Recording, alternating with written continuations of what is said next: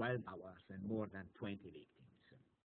So flash floods are real extreme events for which they wonder if our flood risk management model has really improved in the last 20 years. To make this evident, I produce here a parallel for a couple of floods, one which happened in 1958 and another one which happened in 2002.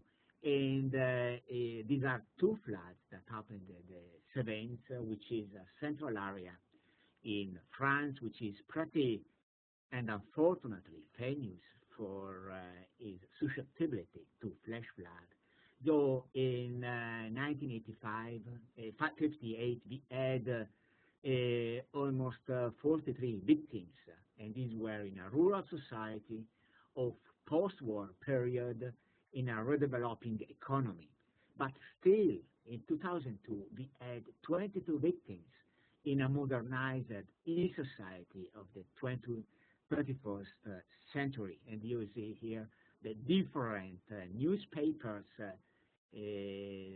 that were providing information about the events, but the impact was still severe after 30 years.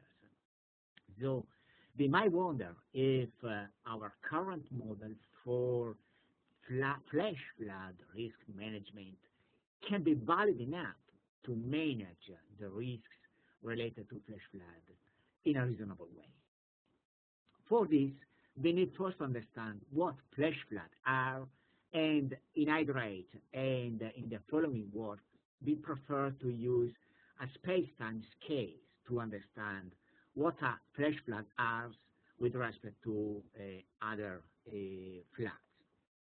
So here in this space and time diagram, you can see the scale, the spatial and temporal scales of atmospheric objects, and these are ranging from convective cells like this to mesoscale convective systems that embraces the main atmospheric dynamics that are generating flash floods. And here you can see, the space and time scales of documented flash flood are represented in terms of the size of the basins that were impacted and the temporal dimension of the watershed time response corresponding to these basins.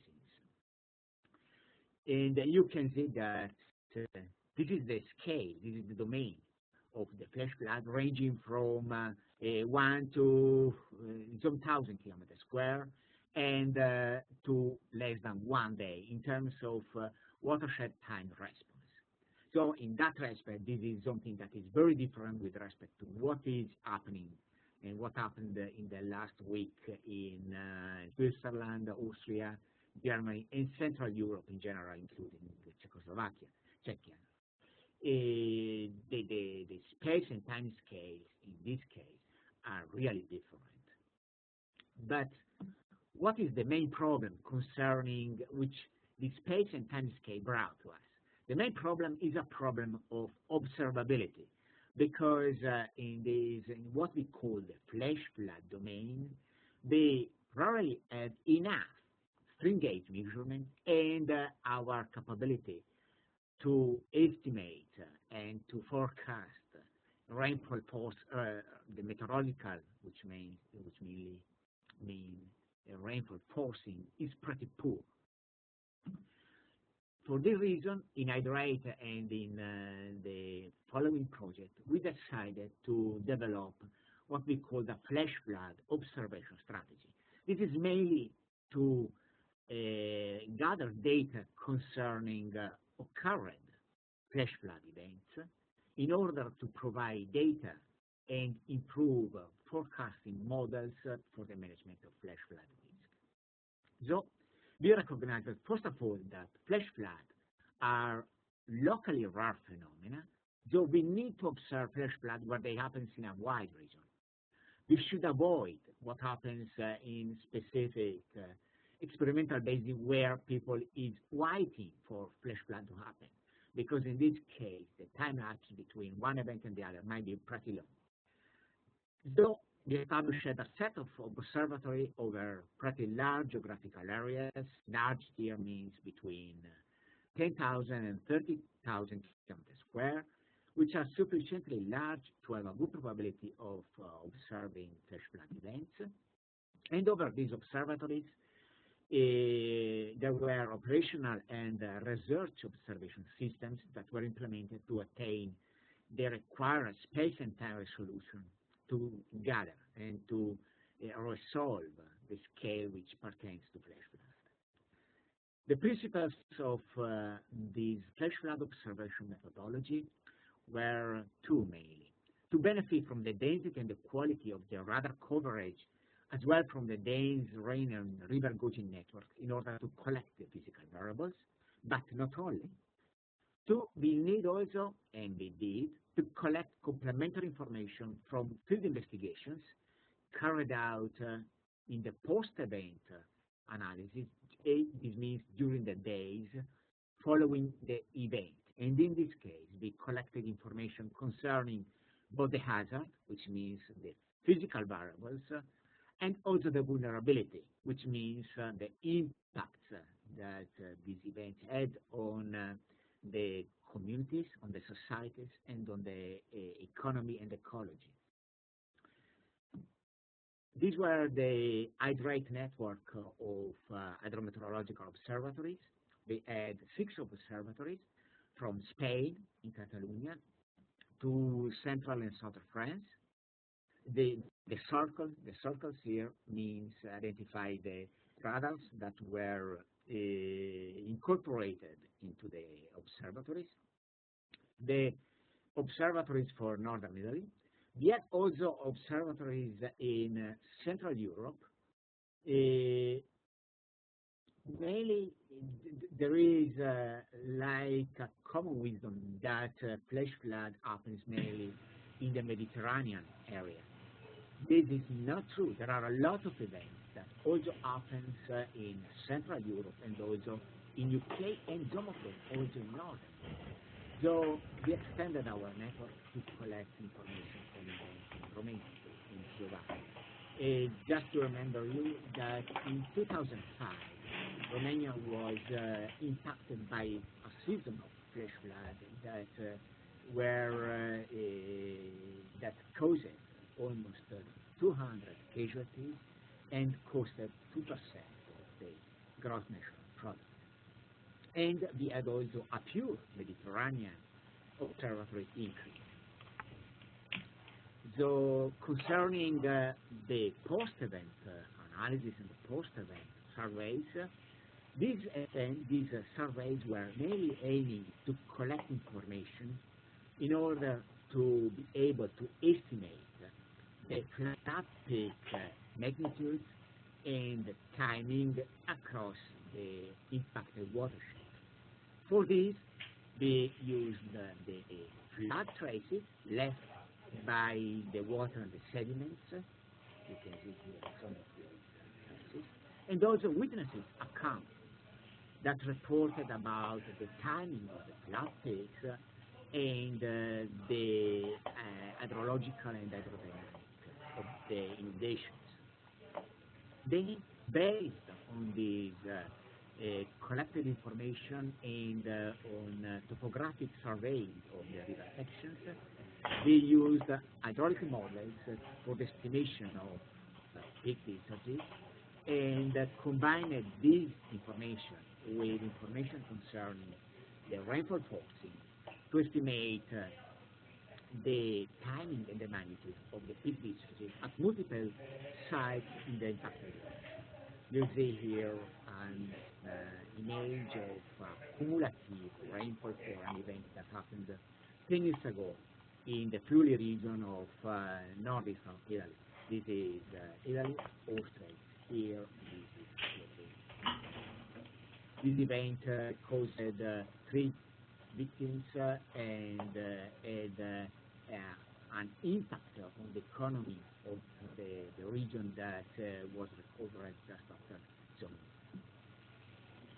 So, coming back to our flash flood domain, we can say that thanks to the amount of data we collected, we were able to identify, for instance, some important information concerning the time delay between the peak flow and the storm center of mass. We collected information for more than 50 events spread across Europe. We analyzed the climatic impact on these events, ranging from events that occurred on Central Europe to the Alps to the Mediterranean area. And our analysis of lag times here is defined as the delay between the peak flow and the storm center of mass, show that we have lag times ranging from less than 1 hour to, in some cases, 16 hours, so always less than 1 day. But the vast majority of the events has lag times less than 6 hours. This means that for forecasting this event and for managing the event risk, we have normally, in most of the cases, our time horizon is limited to 6 hours from the center of mass of the storm event. This poses a dramatic limit to our forecasting capability. And just to show you how the space and time scale are at work, I use here this image to show how the synoptic scale is looking. You can see that the convection, this is an event, this is the Meteosat infrared images for a flash flood that happened close to Venice in September 2007.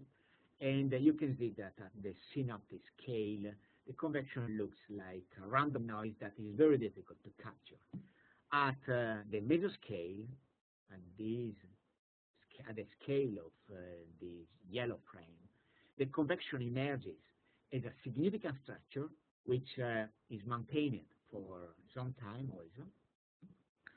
And at the scale of the flash flood, the area which was mainly impacted by the event is around Mestre, which was damaged by more than 200 millimeters of rain in less than 6 hours. Convection is the major driver, but it is very difficult to capture both with numerical weather prediction models and with flash flood forecasting models.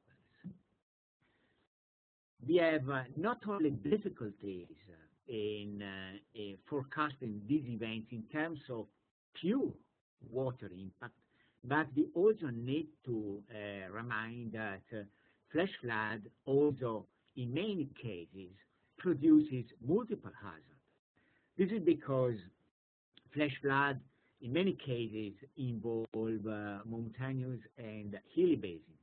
This is because mountainous and complex orography is a natural driver for convection, and also because steep orography produces the short response time that almost invariably are associated to flash flood. So, in many cases of flash flood, we have debris flow and landslide, which are, of course, hazard during the event, but also have an important impact on our capability to estimate the flood risk on long-term analysis, because the sediments that are brought by landslide and debris flow are changing dramatically the topography of the landscape and mainly of the riverbeds,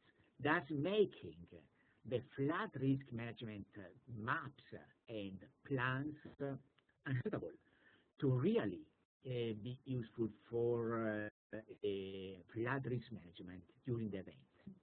Also, we have here landslide that are clogging the river course, as in this case, just blocking the current and generating inundation where they are not forecasted to happen, and also we have vegetation and woody debris that, when transported, are likely to clog and obstruct the bridges, that producing heavy damages during on the propagation of the flood waves on the main courses.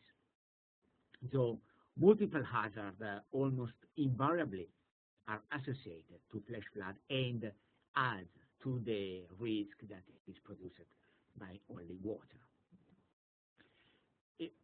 But flash floods are different with respect to riverine floods, also in terms of vulnerability.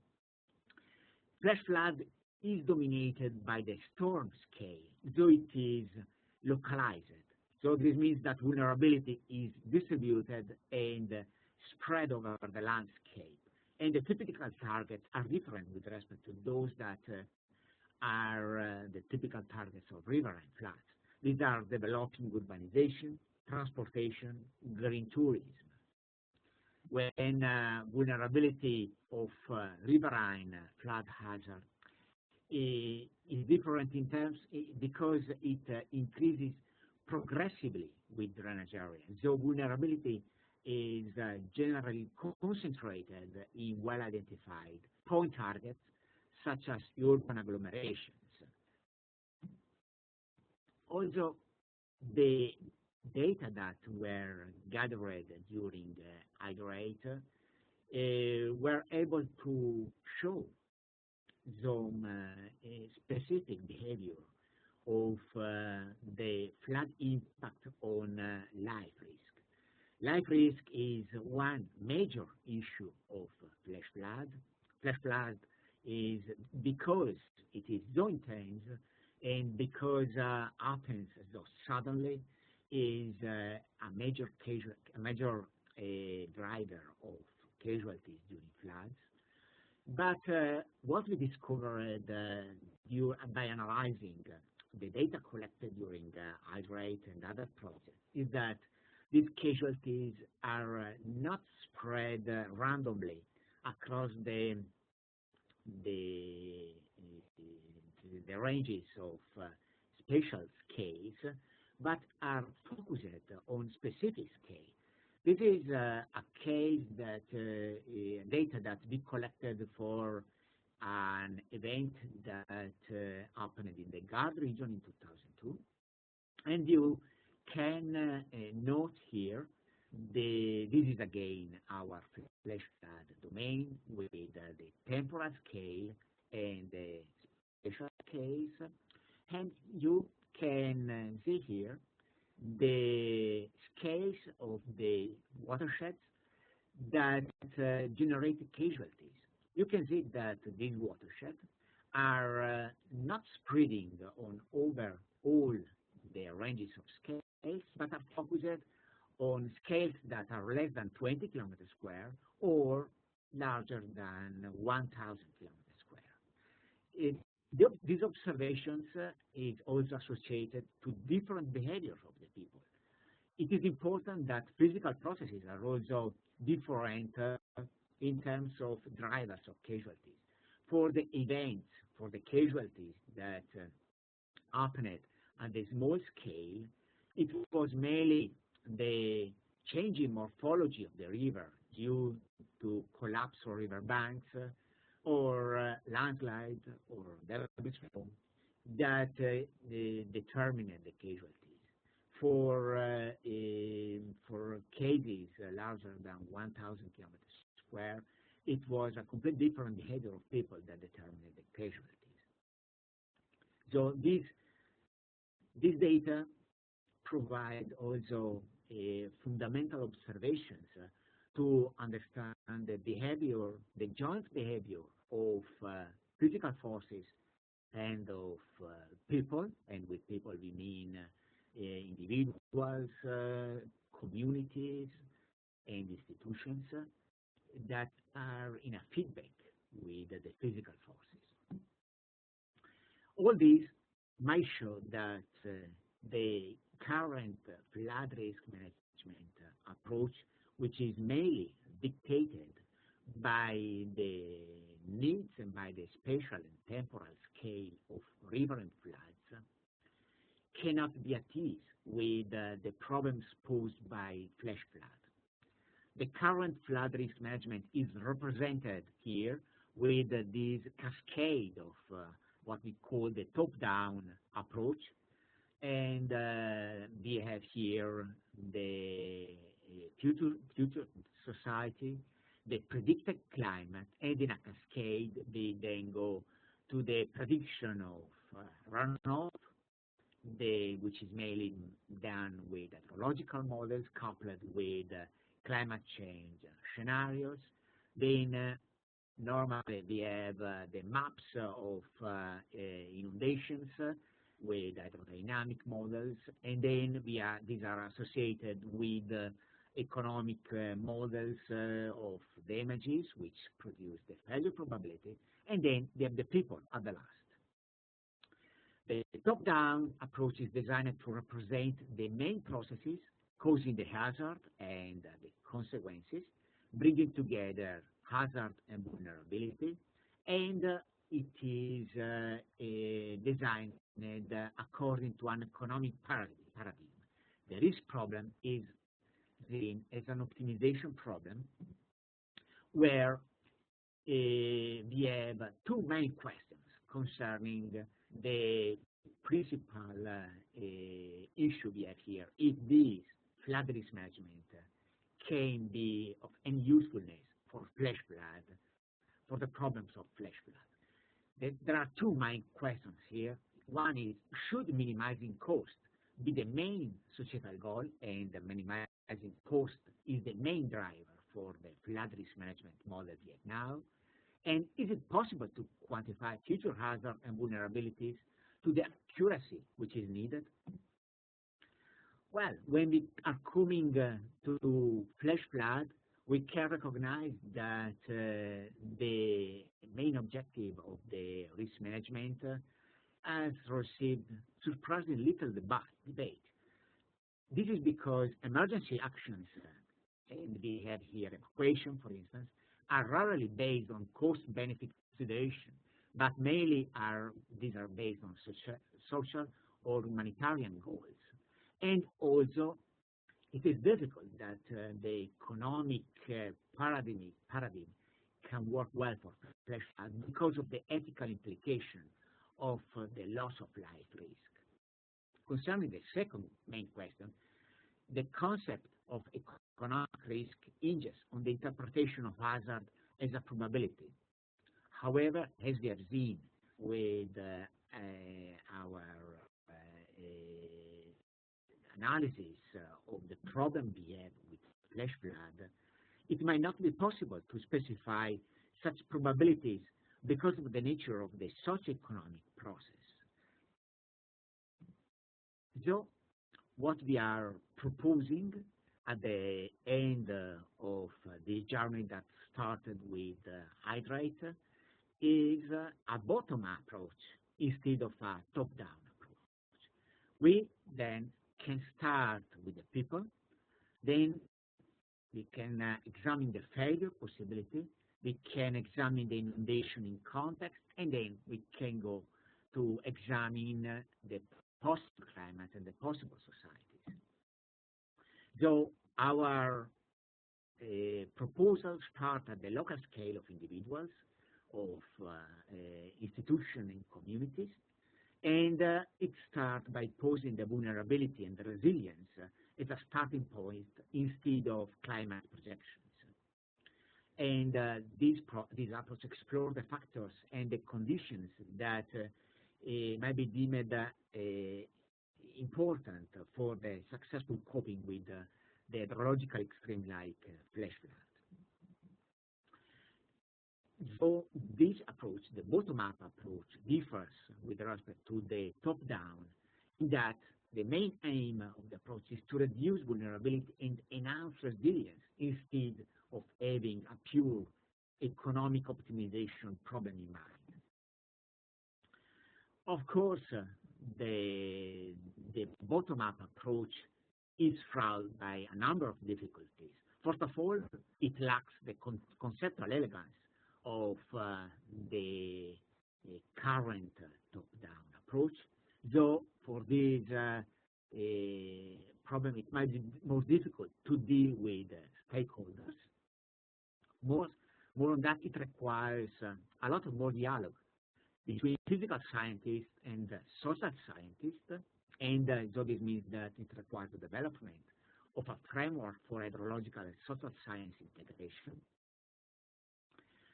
And they recognize that to understand, to provide a conceptual framework for the bottom-up approach, they need to collect case studies and to invest time in their investigations. We need also to focus on possibilities rather than probabilities. This is according to the framework that is being developed in other fields as well. The wheel cards, for instance, proposed by Water-Sediment in 2010. And also, I want to point out that in this framework, there is a more creative role for hydrologists to play. They have a role as drivers of explorative modeling across a wide range of assumptions, taking into account, for instance, the various expertise of local risk managers and the stakeholders, and the various possibilities that are to be considered when analyzing the different problems that flash floods are posing. So I am coming now to some conclusions. Space and time scales and the nature of the socioeconomic processes that are central to flash flood is challenging the current top-down approach for flood risk management. And after a short examination of the problems posed by flash flood, they are proposing a bottom-up approach which starts with the recognition of local hazard and local vulnerability at the scales of individuals, of institutions, and of communities. And we want to point out that this approach has a social motivation and is perhaps more amenable to account for surprises, as it is striving to reduce vulnerability and increase resilience, instead of trying to forecast and to predict everything at any scale. So we are more focusing on robust methods rather than on our ability to model and to forecast at any scale. And we wish to point out that there is a role for hydrologists to engage in event analysis by integrating effort with social scientists, and in terms of explorative modeling to assist local risk management and the stakeholders in defining policy options at scale that ranges from local to regional to country. And well, that's all. I am over, and I like to answer to your questions.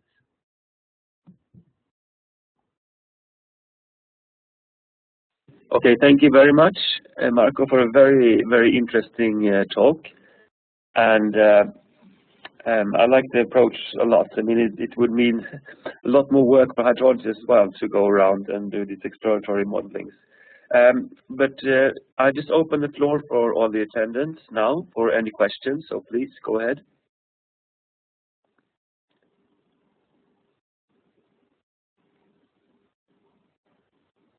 Florian, do you have a question?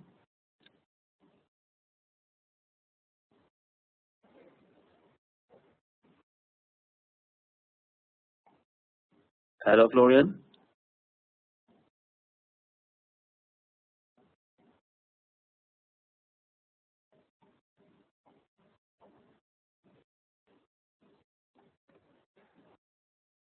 Okay, I have a question before Florian, and Florian is trying to get his microphone to work. So, but in this framework, do you see any need for forecasting, and in so, where would that forecasting be needed, Marco?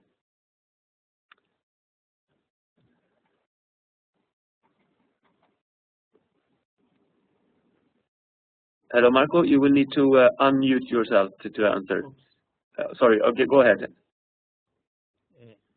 Okay, I can. No, I can hear you. So go ahead. Okay, so there is a lot of work to do for the forecasting community, I think, and this is mainly in we need first of all to continue developing means and models to make the precipitation forecast more robust, and also we need, and we have here a specific role for HEPEX, we need also to develop methods for the stakeholders and the decision makers community to make a more complete use of the ensemble techniques, and in order to be able to use this data and this forecast in a more useful way to manage it for the local risk. There is a lot of work really to do here, mainly because and this is for the specific case of flash flood, we have relatively few data, few events to start developing statistics of what a success means, and to standardize dialogue with the operational community and with the stakeholders.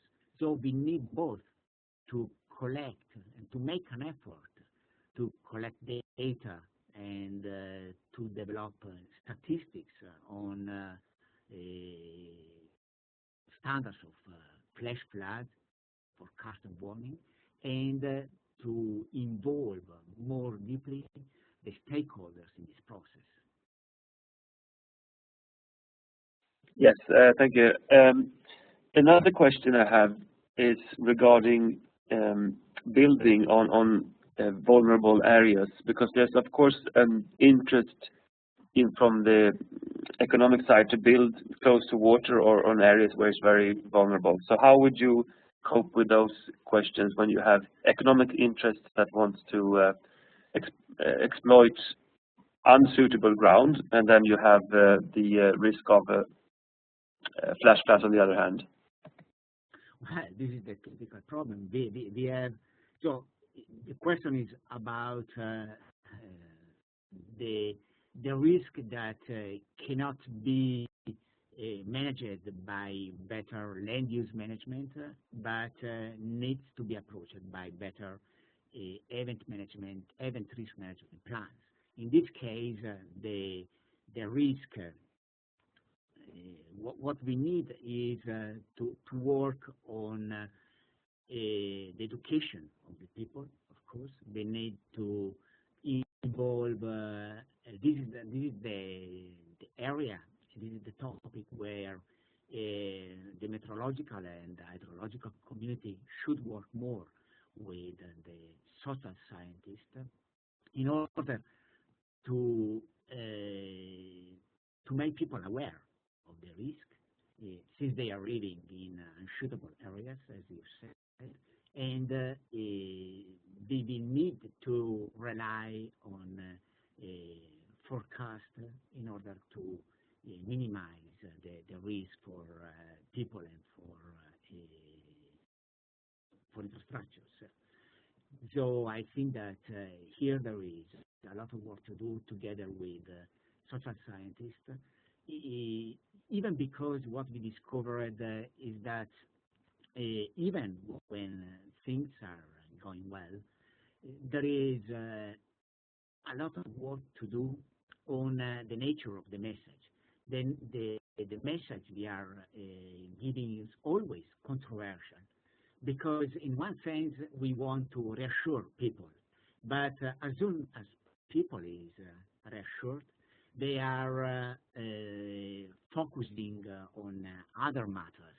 This is the fundamental ambiguity that is providing the discourse of the flood vulnerability and flood hazard.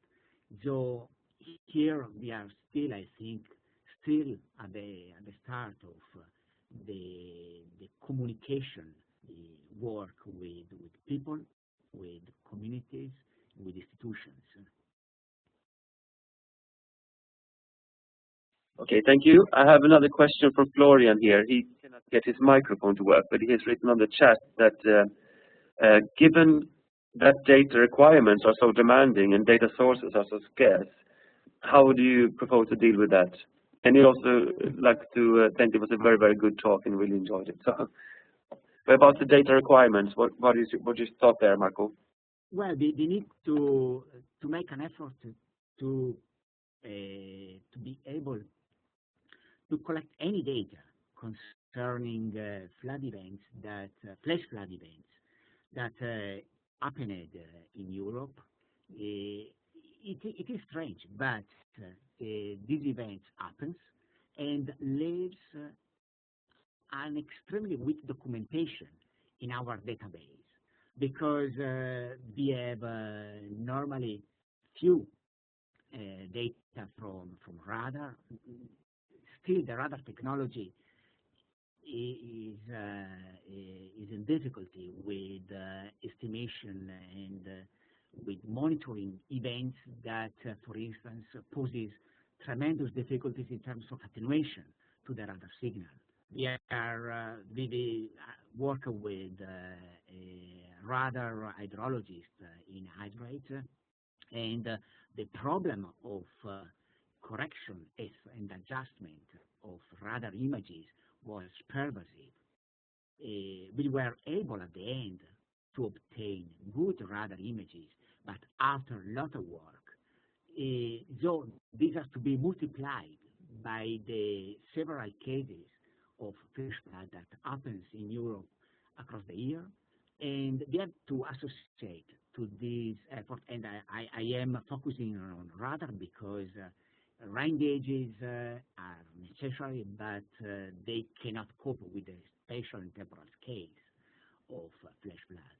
Then we have also to collect data concerning discharges, big discharges, and impact, because if we want to develop statistics on the performances of flash flood forecast across Europe, we need also to understand how we are able to forecast well discharges and impact. So I think that this is designing a long-standing effort across Europe for the years to come. What I am calling here is the need of more fieldwork after the events, combining physical and social scientists. And with physical, I mean hydrometeorological and meteorological and hydrological community. Okay, thank you very much. Do we have any more questions? You can use the chat as well if you cannot get your microphone to work.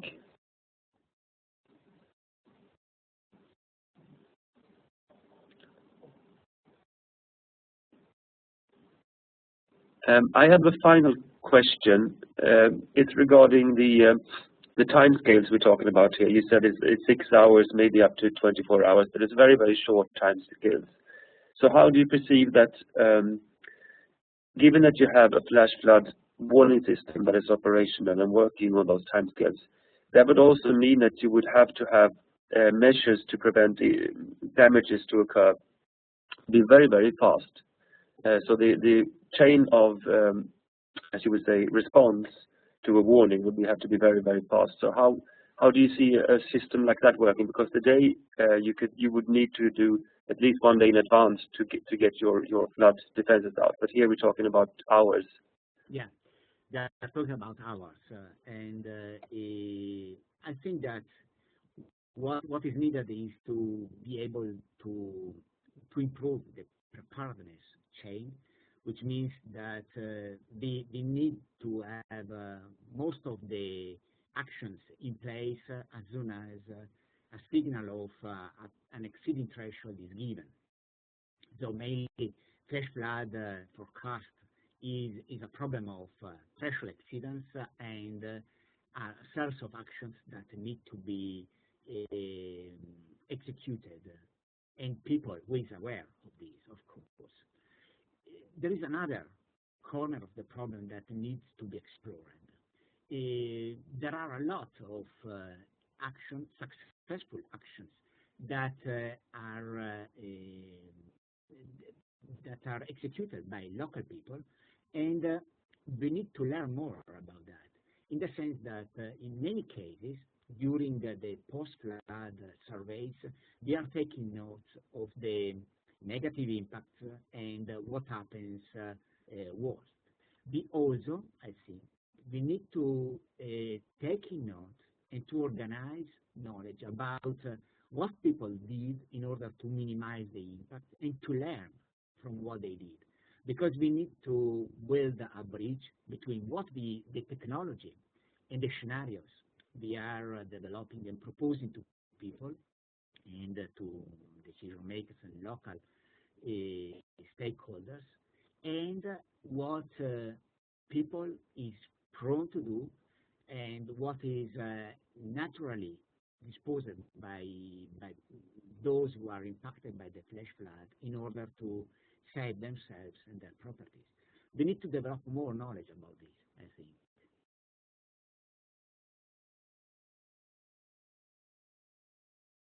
Yes, I agree with that final thought as well. So, if there are any more questions now, otherwise I thank Marco very much for his time and for his talk. And if you want to hear this again, or if you missed some parts of it, it will be posted on the website as well, the full presentation. So again, thank you, Marco, for giving the talk. And those of you who want to listen to the next talk in HEPEX, it will be on the 13th of June, I think. It will be posted on the website as well, so look out for that. It will be on atmospheric rivers. Okay, thank you very much, Marco. Thank you very much, Frederick, and thank you, Florian, for giving me this opportunity. Thank you. Have a good day.